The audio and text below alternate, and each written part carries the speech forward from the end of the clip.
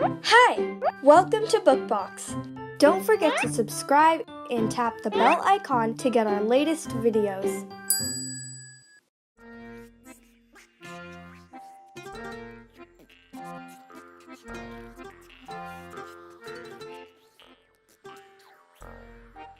Guo en ŝuo de Kuzhali Manickavel.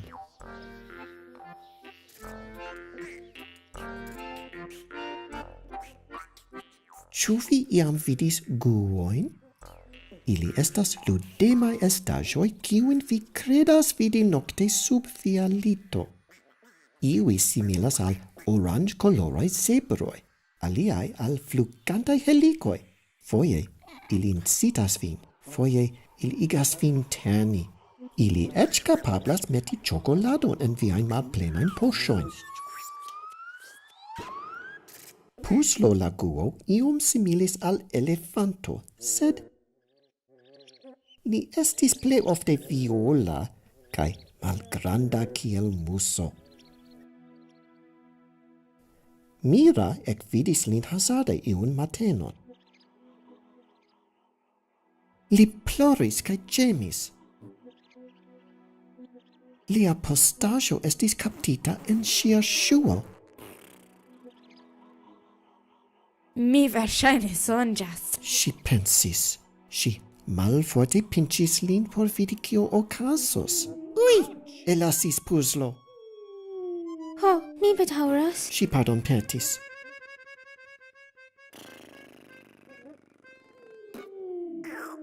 Mi estas kaptita, li kriis. Fakte li estis blokita tie dum la tuta nokto, kaj perdis la esperon ree liberiĝi.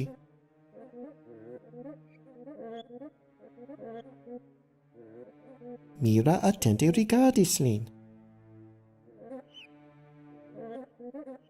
Mi provos helpi vin. Ŝi diris kaj tiris liajn krurojn.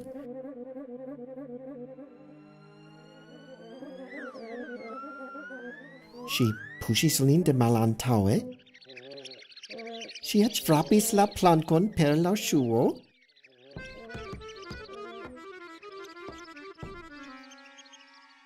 Mi povus meti vin en sapan akvon. Ŝi sugestis. Ne, Puzlo timis bobelojn. Ĉu mi verŝu oleon sur vin? Ŝi demandis.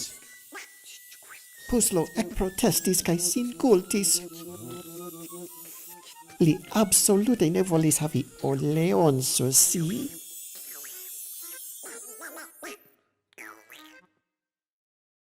Mi scias kiel haltigi vian ploradon.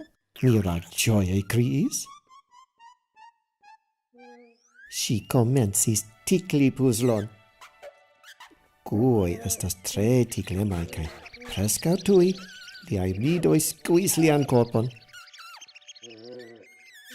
Ju pli Meera tiklis lin, des pli li moviĝis, ĝis kiam subite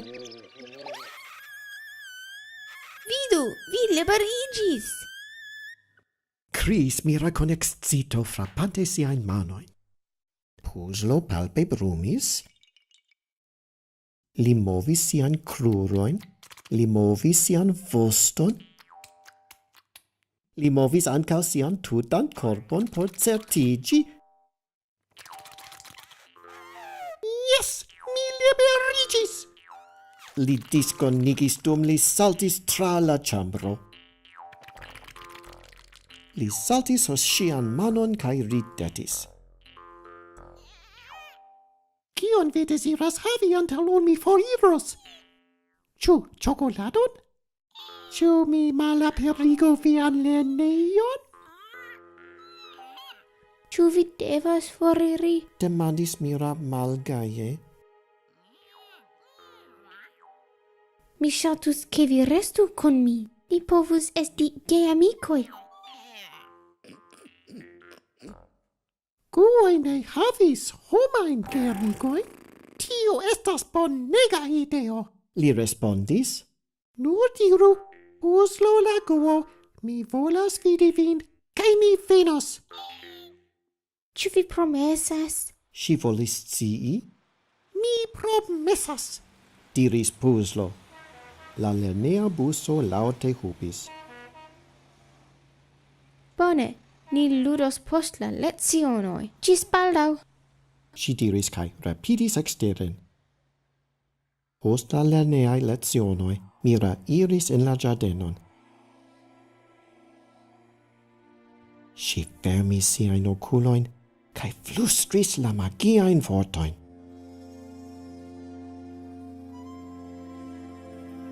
Aŭdeblis zuma sono kaj Puzlo aperis fulmorapide.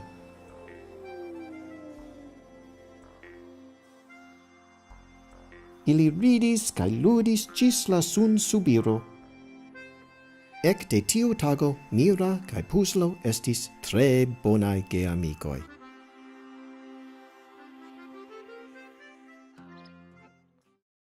Hey there! Don't forget to like and share this video. Also, please leave your comments below.